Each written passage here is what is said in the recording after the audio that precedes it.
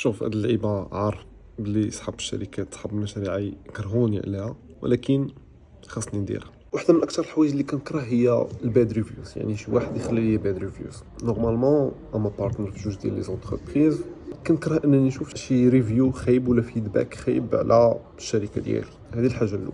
فجوج لي زونتربريز ما ساهلش انك تجريهم، وبالتالي كندير لامبوسيبل باش ما عمر شي واحد يخلي لي باد ريفيو، لانه الا دخل شي واحد وقرا داك الباد ريفيو غادي يدير انه سواء ما يتسجلش عندي، سواء ما ياخذش من عندك السيرفيس اللي كنقدم. من غير هاد لي دو زونتربريز جو جير بزاف ديال لي زونتربريز في لابارتي ديال لي ريبوتاسيون. خاصني نجيري هادوك الفيدباكس اللي كيكونوا اي حاجه ما تكونش هي هذيك لديك لونتربريز، خاصني نجيرها. وخاصني نحاول مع هذوك الشركات اللي كنجيري لهم هاد لابارتي نشوف معاهم ديما شنو هما لي بارتي اللي يقدروا يديروا لهم لوبتيميزاسيون باش ما عمرهم يوصلهم واحد باد ريفيو. نقدروا ما نصحوش ديك ليكسبيريونس لان دازت، ولكن كيفاش نصحوا اللي جاي. فاليوم طرا واحد البلان اللي اي هيت، وهو واحد التعامل خايب مع واحد الشركه اللي خديت من عندهم شي حاجه.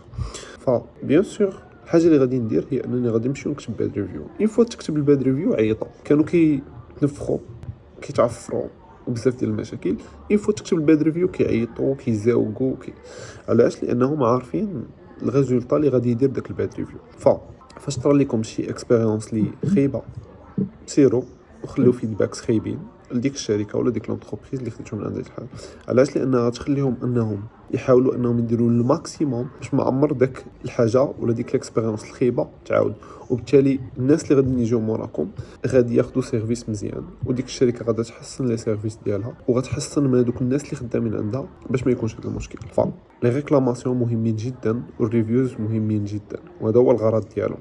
فاش طرا لك شي اكسبيريونس خايبه ريكلامي، وفاش طرا لك شي اكسبيريونس عاوتاني زوينه مع شي شركه سير وخلي لهم جود ريفيو، شكرهم لانهم داروا خدمه نقيه وداروا بزاف ديال التماره باش الاكسبيريونس عندك دوز سموت. فديروا هاد الحاجه وما تنساوش انكم اي حاجه كتمشوا راه غادي تحاسبوا عليها.